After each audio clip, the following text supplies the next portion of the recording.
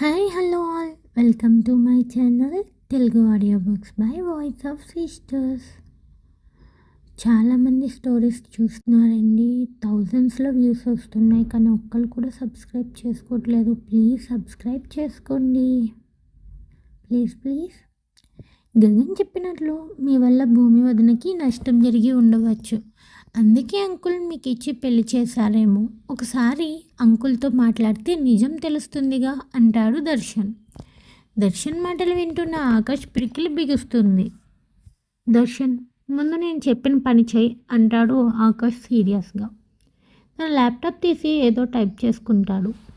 CCTV footage పరిశీలిస్తున్న ఆకాష్కి అప్పుడే దర్శన్ చెప్పిన మాటలు గుర్తు వస్తాయి. ఇంద్రనీల్తో మాట్లాడమని చెప్పిందే పదే పదే గుర్తు వస్తుంది ఆకాష్కి.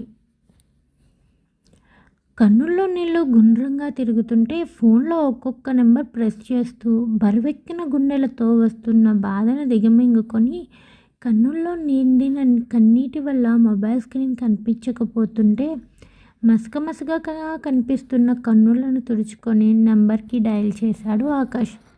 నాన్న, నేను ఆకాష్ని, మీతో కొంచెం మాట్లాడాలి అని అంటాడు. అటువైపు నుంచి అన్న సౌండ్ వస్తుంది. నాన్న, అమ్మ. హలో హలో నాన్న, నాన్న ఉన్నావా? నాన్న, నా మాట వినిపిస్తుందా? హలో నాన్న. ఆకాష్ తను పిలుస్తున్నాడే కానీ అట్నుంచి ఎటువంటి రెస్పాన్స్ లేదు. ప్లీజ్ నాన్న, నాతో మాట్లాడు. అప్పటికే ఫోన్ కాల్ కట్ అయింది అని కూడా ఆకాష్ గుర్తించలేదు. వెంటనే ఆకాష్ ఇంటి నుంచి బయటికి పరుగులాంటి నడకతో వెళ్ళి కార్ తీసి డ్రైవర్ చెప్తున్నా వినకుండా కార్ దూకించాడు. కార్ రోడ్ మీద ఎంత స్పీడ్ వెళ్తుందో తెలియదు. అంతకన్నా వేగంగా ఆకాష్లో భయం, అమ్మకి ఏమవుతుందో అన్న ఆందోళన ఎక్కువవుతుంది. కొంత సమయానికి కారు ఒక ఇంటి ముందు ఆగింది. వెంటనే కారు దిగి ఆకాష్ గేట్ దగ్గర వెళ్తాడు. కానీ గేట్ ముందున్న సెక్యూరిటీ అతను ఆకాష్ని లోపలికి వెళ్ళనివ్వడం లేదు. సెక్యూరిటీ అతన్ని కోపంగా చూస్తూ, చూడు, లోపల మా నాన్న ఉన్నాడు. నేను అర్జెంట్గా మా నాన్నని కలవాలి. నువ్వు ఇప్పుడు అడ్డు తప్పుకోకపోతే నేనేం చేస్తానో నాకు తెలియదు అంటూ కోపంగా చూసిన ఆకాష్ కన్నుల్లో ఉన్న రౌద్రానికి ఆ సెక్యూరిటీ గార్డ్ అడ్డులగిస్తాడు. వెంటనే ఆకాష్ పరుగున డోర్ దగ్గరికి వెళ్ళి కాలింగ్ బెల్ కొట్టేసరికి ఇంద్రనీల్ చాలా కూల్గా బయటికి వస్తాడు. ఇంద్రనీల్ని చూడగానే అప్పటి వరకు ఆకాష్లో ఉన్న ఆందోళన తగ్గుతుంది. నాన్న, కాల్ చేశాను, ఎందుకు మాట్లాడలేదు? నువ్వు నాకెప్పుడు కాల్ చేసావు ఆకాష్ అంటాడు ఇంద్రనీల్. ఇందాకే చేశాను నాన్న, నీతో మాట్లాడాలి, అమ్మ ఇంట్లో అంటున్న ఆకాష్ మాట పూర్తి అవ్వకముందే నేను చెప్పింది ఏం చేసావు? నన్ను షాపింగ్కి తీసుకెళ్తున్నావుగా, రెడీనా? ఎవరితో మాట్లాడుతున్నావు? ప్రతి అడ్డమైన వాళ్ళతో అలా మాట్లాడుకు, నాకు నచ్చదు. అయినా ఈ అడుక్కునే వాళ్ళు ఇంటి దాకా కూడా వచ్చేస్తున్నారు. వాచ్మెన్, వాడిని బయటికి లాగేయి అంటూ కమాండింగ్గా ఒక అమ్మాయి వాయిస్ వినిపించింది ఆకాష్కి. ఇంద్రనీల్ వస్తున్నా అంటూ ఆకాష్ వైపు చూడకుండా లోపలికి వెళ్ళిపోతుంటే, నాన్న వెళ్ళకు నాన్న, నాన్న రా నాన్న, మన ఇంటికి వెళ్ళిపోదాం. అమ్మ, చెల్లి, తాతయ్య, పిన్ని, బాబాయ్ అందరూ మీకోసం చూస్తున్నారు నాన్న. ఇప్పుడు అమ్మని మీరు సేవ్ చేయగలరు నాన్న అంటూ ఆకాష్ అతడిని బతిమలాడుతున్నాడు. అయినా ఇంద్రనీల్ వినకపోవడంతో, నాన్న ప్లీజ్ వచ్చే నాన్న, నువ్వు లేకపోతే భయంగా ఉంది నాన్న. అసలు మమ్మల్ని ఎందుకు వదిలేసావు నాన్న? మిమ్మల్ని మేము ఏమీ అడగం, మళ్ళీ మన ఇంటికి వచ్చేయండి నాన్న అంటూ ఇంద్రనీల్ లెగ్స్ పట్టుకున్నాడు ఆకాష్. ఇంద్రనీల్ ఉలుకు పలుకు లేకుండా అలానే నిలబడిపోయాడు. ఏంటి నీళ్ళు లేట్, టైం అవుతుంది అంటూ మళ్ళీ అదే ఆడగొంతు. ఇంద్రనీల్ ఆకాష్ నుంచి తన లెగ్స్ తప్పించుకొని వెళ్ళిపోయాడు. ఆకాష్ వెళ్ళిపోతున్న ఇంద్రనీల్ని కన్నీళ్లతో చూస్తూ, నాన్న సారీ నాన్న, ఇంకెప్పుడు నీకు చెప్పకుండా ఎక్కడికి వెళ్ళను నాన్న, చూడు. అప్పటికీ ఇంద్రనీల్ పలకలేదు. ఇంతలో ఆకాష్ని బాడీగార్డ్స్ వచ్చి లాక్కెళ్తుంటే, నాన్న మీరు రారు కదా, నా మాట వినరు కదా, మీకు మేము వద్దు కదా, మీరు మాకొద్దు, అమ్మకి నా కుటుంబానికి నేను ఉన్నా.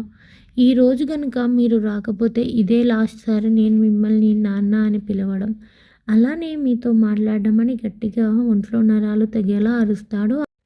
ఆకాష్ తన కోపం వల్ల వచ్చిన బలంతో బాడీగార్డ్స్ని గట్టిగా తోసేసి కార్ దగ్గరికి వెళ్ళి అక్కడే నిలబడ్డాడు. సెక్యూరిటీ గార్డ్ కొట్టినా అక్కడి నుంచి వెళ్ళలేదు. నాన్న వస్తాడు అన్న పదం తప్ప ఆకాష్ నోటి నుంచి ఇంకో వర్డ్ రావడం లేదు. అప్పుడే లోపల నుంచి కార్ బయటకు వెళ్తుంది. అందులో ఇంద్రనీల్, తన పక్కన ఒక అమ్మాయి ఉంది. అయినా ఆకాష్ అక్కడే ఉన్నాడు. సెక్యూరిటీ వాళ్ళు వెళ్ళిపోమని ఎంత చెప్పినా వినలేదు. ఎండలో అలానే హ్యాండ్స్ ఫోల్డ్ చేసుకొని కనీసం చెప్పులు కూడా లేకుండా నిలబడ్డాడు ఆకాష్. కొన్ని గంటలకి సూర్యుడు నడినెత్తి మీదకి వచ్చేశాడు. అందులో ఎండాకాలం. కొత్తగా వేసిన తార్ రోడ్ అది. ఆకాష్ని చూసి సెక్యూరిటీ వాళ్ళకి కూడా జాలి కలిగింది. నీళ్లు తెచ్చి ఇస్తూ, చూడు బాబు, లోపల ఉన్న మేడం చాలా పొగరు కోపం ఉన్న మేడం. మీ నాన్నని ఆవిడ వదలదు. నువ్వు ఇంకా ఇంటికి వెళ్ళు అంటారు. మా నాన్న నా మీద కోపంతో ఇంట్లోంచి వచ్చేసాడు. నా మీద కోపం పోగానే నాతో వచ్చేస్తాడు అంటూ నీళ్లు నిండిన కళ్ళతో అంటాడు ఆకర్ష్. బాబు, నీకు ఇవి అన్నీ అర్థం కాదు. ముందు నువ్వు వెళ్ళు అంటారు వాళ్ళు. నేను నాన్నతోనే వెళతా అని పట్టుపట్టి అక్కడే ఉన్నాడు ఆకాష్. సమయం సరిగ్గా మధ్యాహ్నం 2 గంటలు. అప్పుడే ఇంద్రనీల్ వాళ్ళు తిరిగి వచ్చారు. దూరం నుంచే నిలబడిన ఆకాష్ని చూశాడు ఇంద్రనీల్. కానీ కారు ఆగలేదు. అలా లోపలికి వెళ్ళిపోయింది. సాయంత్రం కావస్తుంది. పడమట సూర్యుడు విశ్రాంతి తీసుకున్నాడు. కానీ ఆకాష్ అక్కడే నిలబడి ఉన్నాడు. ఆకాష్లో తన తండ్రి వస్తాడన్న ఆశ మాత్రం చావలేదు. సెక్యూరిటీ వాళ్ళు కనీసం ఏమన్నా తిను అంటూ ఫ్రూట్స్ ఇచ్చారు. కానీ వాటి వంక కూడా చూడలేదు ఆకాష్. ప్రపంచంతో పాటు ఆకాష్ మనసు కూడా చీకటిలో కూరుకుపోయింది. తన రూమ్ విండో నుంచి ఆకాష్ని గమనిస్తున్న ఇంద్రనీల్ ఒక సెక్యూరిటీని పిలిచి తాను రేపు వస్తానని, ఇప్పుడు ఇక్కడి నుంచి వెళ్ళిపోమని చెప్పమని చెప్తాడు. అది అంతా వచ్చి ఆ సెక్యూరిటీ గార్డ్ ఆకాష్కి చెప్తాడు. కానీ ఆకాష్, ఇప్పుడే నేను మాట్లాడాలి, అమ్మ హాస్పిటల్లో ఉంది అంటే నాన్న వెంటనే వస్తారు అంటాడు. నువ్వు ఫోన్ చేయి అని సెక్యూరిటీ గార్డ్ జాబ్ నుంచి ఫోన్ తీసి ఇంద్రనీల్కి కాల్ చేస్తాడు.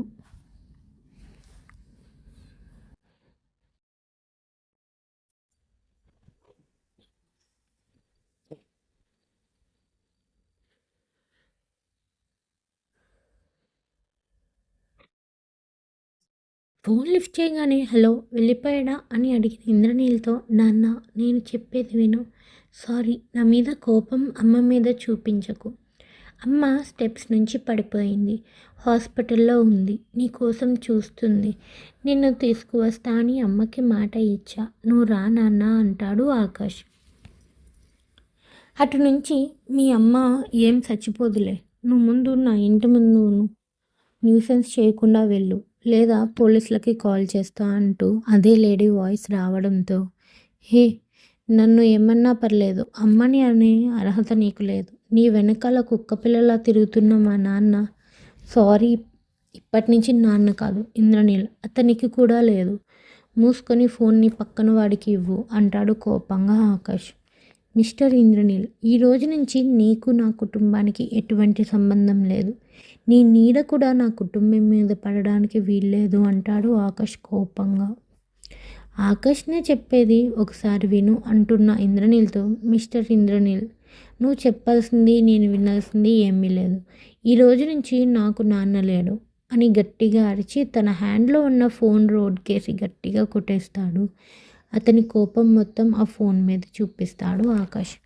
ఫోన్ పగలగొట్టేసి తన పాకెట్లో ఉన్న మనీ తీసి ఆ వాచ్మ్యాన్ హ్యాండ్లో పెట్టి కొత్త ఫోన్ తీసుకో అంటాడు. అక్కడి నుంచి స్పీడ్గా హాస్పిటల్ వైపు వెళ్తాడు ఆకాష్. వెంటనే జయ ఉన్న రూమ్ వెళ్ళి, అమ్మ, నీకు నేను ఉన్నా అని ఆవిడతో చేతిలో చేయి వేసి, నీకే కష్టం రానివ్వను అంటాడు. ఆకాష్ కన్నుల నుంచి రాలిన కన్నీటి చుక్కలు ఆకాష్ హ్యాండ్పై పడంగానే గతం నుంచి ప్రజెంట్లోకి వచ్చాడు ఆకాష్. 12 సంవత్సరాల క్రితం ఆ రోజు అమ్మ హాస్పిటల్లో ఉన్నప్పుడు ఎంత అడిగినా రాలేని మనిషి ఈరోజు అమ్మ కనపడడం లేదు అంటే వస్తాడా? అయినా అతని అవసరం నాకేముంది?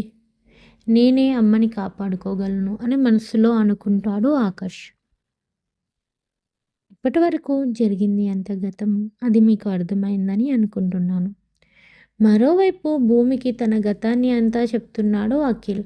తన చిన్నతనంలోనే తన కన్నుల ముందే తన తల్లి ఉరివేసుకొని చనిపోయిందని, తనకంటూ అమ్మ జ్ఞాపకంగా మిగిలింది ఈ ఒక్క ఇల్లే అని, అందుకే ఇంటిని జాగ్రత్తగా చూసుకుంటున్నా అని చెప్తాడు.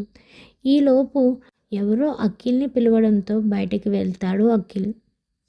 అఖిల్ గతాన్ని విన్న భూమి అఖిల్కి ఎలా అన్నా హెల్ప్ చేయాలి అనుకుంటుంది. అఖిల్ కోసం వచ్చిన ఆ వ్యక్తి ఎవరో కాదు, ఇంటి తాకట్టు పెట్టుకున్నాడు అతనే. అతను అఖిల్ని వెంటనే ఇల్లు ఖాళీ చేయమని బలవంత పెడతాడు. దానికి అఖిల్ అతని లెగ్స్ పట్టుకొని బతిమలాడడం చూసిన భూమి తట్టుకోలేక తన హ్యాండ్స్కి ఉన్న గోల్డ్ బ్యాంగిల్స్ అంటే జయ గారు భూమికి ఇచ్చినవి తీసి అఖిల్పై గొడవాడుతున్న అతని చేతుల్లో పెట్టింది.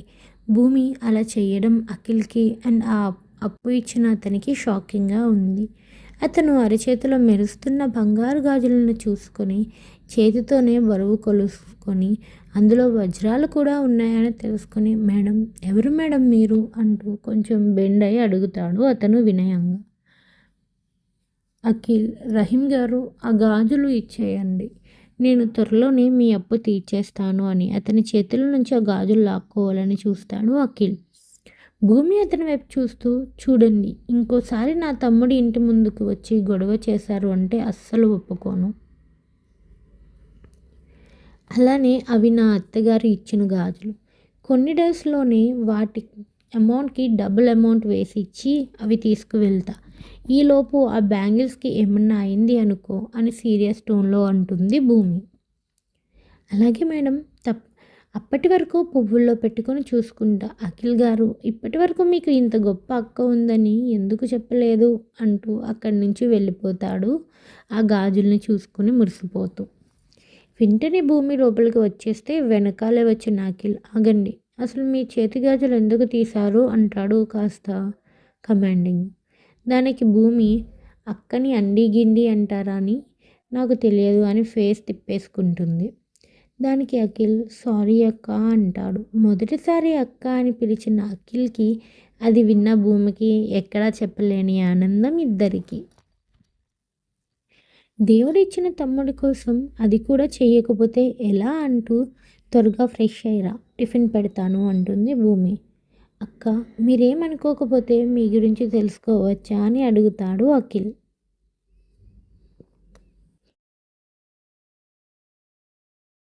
తప్పకుండా అని భూమి ఆకాష్తో పెళ్ళి జరిగిన నుంచి ఇప్పటి వరకు జరిగిందంతా చెప్పుకొస్తుంది. అక్క, మరి మీ లెక్క ఏమైంది అని అడుగుతాడు. భూమి సడన్గా తల కిందకి దించేస్తుంది. అక్క సారీ, మీకు ఇష్టం లేకపోతే చెప్పకండి అంటాడు.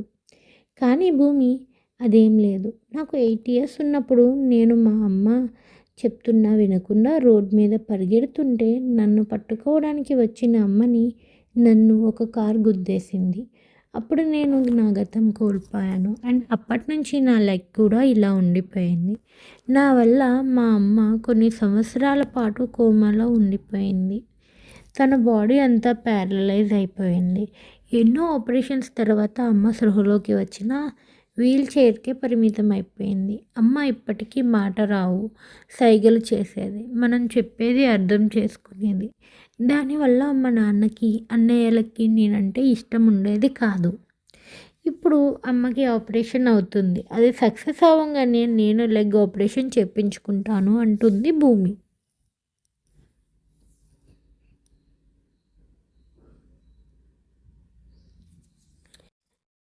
స్టోరీ మీద మీ అభిప్రాయం ప్లీజ్ కామెంట్స్ రూపంలో చెప్పండి. మీరు ఇచ్చే కామెంట్స్కి మేము రిప్లైస్ కూడా ఇస్తున్నాం, అవి కూడా చూడండి. అంటే నేను అతనికి కాల్ చేసి భూమి కోసం అడగాల? అతని అవసరం నాకు నా కుటుంబానికి లేకుండానే చూసుకున్నాను. కానీ ఈరోజు భూమి కోసం అతను తప్ప ఇంకెవరూ చెప్పలేడు అనుకొని ఫోన్ తీసి ఇంద్రనీల్ నెంబర్ డయల్ చేస్తున్నాడు ఆకాష్. కానీ ఇంద్రనీల్ నెంబర్ బిజీ వస్తుంది. వెంటనే కాల్ కట్ చేస్తాడు. టెన్షన్ ఏదో తెలియని ఇరిటేషన్ వస్తుంటే అటు ఇటు తిరిగేస్తున్నాడు కాలు కాలిన పిల్లిలాగా ఆకాష్. ఒకవైపు కోపంగా ఉన్న ఇంద్రనీల్తో మాట్లాడడానికి భూమి కోసం తప్పదుగా కాల్ చేశాడు. మరోవైపు ఇంద్రనీల్ హాస్పిటల్లో 2 ఆపరేషన్స్ ఎలా జరిగాయి అని డాక్టర్స్తో మాట్లాడుతున్నాడు. ఇంతలో కాల్ రావడంతో ఫోన్ తీసి నెంబర్ చూస్తాడు. ఏదో తెలియని నెంబర్ కావడంతో లిఫ్ట్ చేయకుండానే వదిలేస్తాడు ఇంద్రనీల్. కానీ మళ్ళీ మళ్ళీ రింగ్ అవ్వడంతో ఎవరో అని కాల్ లిఫ్ట్ చేసి హలో అన్న ఇంద్రనీల్కి భూమి వాయిస్ వినిపిస్తుంది. హలో అంకుల్, నేను భూమిని. భూమి, నువ్వా? ఎక్కడున్నావు తల్లి? ఇంట్లోంచి వెళ్ళిపోయావని తెలిసింది. ఎందుకు వెళ్ళిపోయావు? ఎక్కడ ఉన్నావు? ఈ నెంబర్ ఎవరిది అని అడుగుతాడు ఇంద్రనీల్. జరిగింది అంతా చెప్పి అఖిల్ని అడిగి తాను ఎక్కడ ఉన్నదో చెప్పింది. అఖిల్ ఇంద్రనీల్తో, సార్ మీరు ఎక్కడ ఉన్నారో చెప్పండి, నేను అక్కని తీసుకొని మీ దగ్గరికి వస్తాను అంటాడు. దానికి ఇంద్రనీల్, వద్దు, భూమిని నీ దగ్గరే ఉంచు, మీరు అస్సలు బయటికి రావద్దు. భూమి కోసం వేరే వాళ్ళు వెతుకుతున్నారు. భూమి వల్ల వాళ్ళ హ్యాండ్స్లో పడకూడదు. తనకి ప్రమాదం పొంచి ఉంది. నేనే వస్తాను, నేను వచ్చే వరకు బయటికి రావద్దు అంటాడు. సరే అని చెప్పి వాళ్ళ అడ్రస్ అంతా చెప్పి కాల్ కట్ చేస్తాడు అఖిల్. భూమి నుంచి కాల్ రాగానే ఇంద్రనీల్ ఫోన్ మాట్లాడుతూనే పరుగులాంటి నడకతో బయటికి అడుగులు వేశాడు. పరుగున కార్ దగ్గరికి వెళ్ళి ఇప్పుడు భూమి విషయంలో ఇంద్రనీల్ తన పిఏని కూడా నమ్మడం లేదు. ఇంద్రనీల్ని స్వయంగా వెళ్ళాలనుకున్నాడు. వెంటనే ఆకాష్ ఇంద్రనీల్ మైండ్లోకి రాగానే ఆకాష్ నెంబర్కి కాల్ చేశాడు ఇంద్రనీల్. ఇద్దరి ఫోన్ ఎంగేజ్ రావడంతో 2-3 సార్లు చేసి ముందు భూమిని సేవ్ చేయాలి అనుకొని స్పీడ్గా నడుస్తూ కార్ దగ్గరికి చేరుకొని కార్ని రోడ్ వైపు దూకించాడు. అదే హాస్పిటల్లో కొన్ని గంటలుగా ఇంద్రనీల్నే ఫాలో అవుతున్న ఒక వ్యక్తి, అది మరెవరో కాదు, డాక్టర్ కునాల్.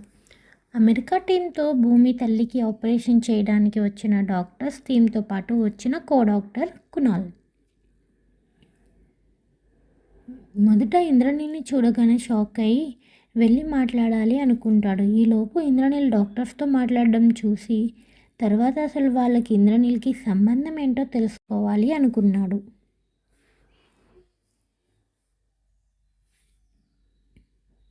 ఇలా ఇంద్రనీల్ని ఫాలో అవుతున్న డాక్టర్ డ్రెస్ అంతా అండ్ మాస్క్ పెట్టుకోవడం వల్ల ఇంద్రనీల్ కునాల్ని గుర్తుపట్టలేదు. ఇంద్రనీల్ కంగారుగా కార్ దగ్గరికి వెళ్ళడం గమనించిన కునాల్ వెంటనే ఆకాష్కి కాల్ చేస్తాడు.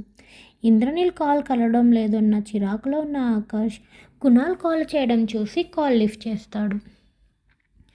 ఆకాష్ నుంచి హలో అన్న పదం వినగానే ఆకాష్ ఎంత చిరాకులో ఉన్నాడో అర్థం చేసుకున్న కునాల్, ఏమైంది ఆకాష్ సార్, అంత చిరాగ్గా ఉన్నారు అని అడుగుతాడు.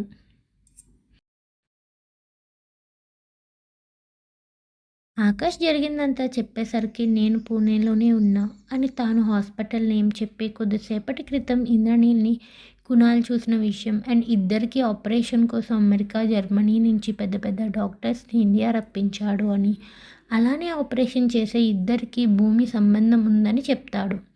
కునాల్ మాటలు విన్న ఆకాష్ షాక్ అయి నేను ఇంద్రనీల్కి కాల్ చేశా కానీ కాల్ కలవడం లేదు అంటాడు. దానికి కునాల్, అంకుల్ ఇప్పుడే ఎవరితోనో మాట్లాడుతూ కంగారుగా కారులో బయటికి వెళ్ళిన విషయం చెప్తాడు.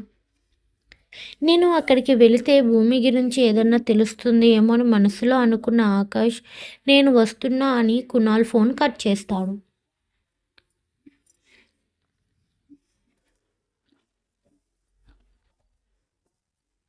దర్శన్కి కాల్ చేసి గగన్ లాస్ట్ టైం ఉన్న ప్లేస్కి వెళ్ళి గగన్ కోసం ఏమైనా డీటెయిల్స్ తెలుస్తాయేమో కనుక్కోమన్నాడు.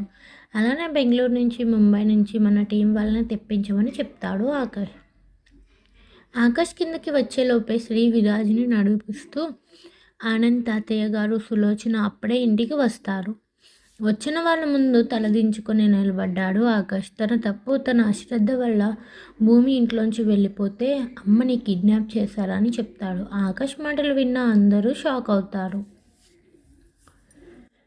తాతయ్య దగ్గరికి వెళ్ళి నా జీవితంలో భాగమైన, నా జీవితంలో ఎంతో ఇంపార్టెంట్ అయిన ఇద్దరిని దూరం చేసుకున్నాను, భయంగా ఉంది తాతయ్య అని గట్టిగా హగ్ చేసుకుంటాడు ఆకాష్. అన్వి ఆకాష్ మాటలు వినగానే సోఫాలో కుప్పకూలిపోతుంది.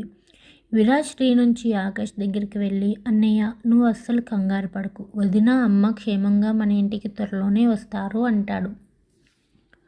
పద వెళ్దాం, సిటీలో అణువణువు వెతికి ఆ గగన్ గాడిని పట్టుకొని బుద్ధి చెబుదాం అని అన్వి వదిన జరిగిందంతా తను ఎంత బాధపడి ఉంటుందో. చిన్నారి చాలా సెన్సిటివ్ అంటాడు ఆకాష్ కన్నుల్లో చూస్తూ ఆకాష్ బాధను అర్థం చేసుకుంటూ. లేదు విరాజ్, నువ్వు ఈ పరిస్థితిలో బయటికి రావద్దు అని శ్రీ దగ్గరికి వెళ్ళి, అమ్మా శ్రీ, నా వల్ల నీకు ఏదైనా ఇబ్బంది లేకపోతే నష్టం జరిగి ఉంటే నన్ను తప్పుగా అర్థం చేసుకోకు. దానికోసం ఈ ప్రాబ్లం సాల్వ్ అయ్యాక చూసుకుందాను. నువ్వు మాత్రం విరాజ్ని బాగా చూసుకో అని విరాజ్ హ్యాండ్ తీసి శ్రీ చేతిలో పెడతాడు ఆకాష్. వెంటనే పక్కనే ఉన్న అన్వి తలపై చేయి పెట్టి, అమ్మని త్వరలో నీ కన్నుల ముందు ఉంచుతా అంటాడు. అన్వి ఆకాష్ హ్యాండ్ పట్టుకొని, అన్నయ్య, నాకు అమ్మ వదిన ఇద్దరూ కావాలి అంటుంది. సరే అని అన్వికి ప్రామిస్ చేసి ఆకాష్ ఇంటి నుంచి బయటికి వెళ్తాడు. స్టోరీ మీద మీ అభిప్రాయం కామెంట్స్ రూపంలో చెప్పండి బంగారాలు. చెప్తేనే కదా మీకు నా స్టోరీ ఎంత నచ్చిందో తెలుస్తుంది. ప్లీజ్ కామెంట్ చేయండి.